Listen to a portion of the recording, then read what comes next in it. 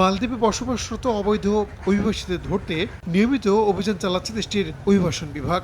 চলতি সপ্তাহে দেশটির রাজধানী মালে ও এর আশপাশের দ্বীপগুলো থেকে কয়েকশো অবৈধ অভিবাসীকে গ্রেপ্তার করা হয়। এর ধারাবাহিকতায় রোববার রাতে রাজধানী মালের বাংলাদেশি মালিকানাধীন 4টি টেকওয়ে ক্যাফেতে অভিযান চালানো হয়। এ ঘটনায় কয়েকজন বাংলাদেশি ও একজন নেপালি মহিলাকে গ্রেপ্তারও করা হয়েছে।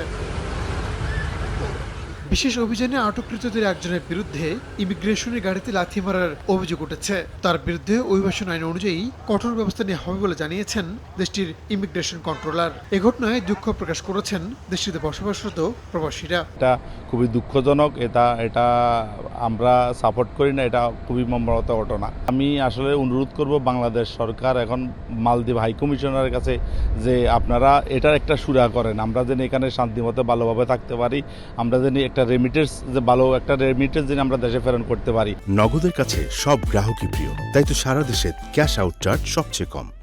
এমন অভিযানে অবৈধদের পাশাপাশি গ্রেপ্তার করা হচ্ছে বৈধদেরও, যা আতঙ্ক ছড়াচ্ছে প্রবাসীদের মাঝে।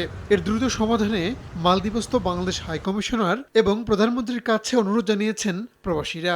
মালদ্বীপে বৈধ এবং অবৈধ কোনো লোকদেরকে তারা ছাড় দিতেছে না। এই সমস্যাটা আমাদের সকল প্রবাসীর সমস্যা। তাই মাননীয় হাই কমিশনার সাহেব এবং আমাদের মাননীয় প্রধানমন্ত্রীর কাছে আমার বিনীত অনুরোধ, তারা যত দ্রুত সম্ভব এই সমস্যাটা এদেশের সরকারের সাথে বসে যে কোনো মূল্যে হোক এটা সমাধান করা আমাদের জন্য খুবই জরুরি। চলমান এই অভিযানে 1800-এর বেশি প্রবাসীকে দেশে ফেরত পাঠিয়েছে মালদ্বীপের ইমিগ্রেশন বিভাগ। এদের বেশিরভাগই প্রবাসী বাংলাদেশি। সময় সংবাদ, মালদ্বীপ।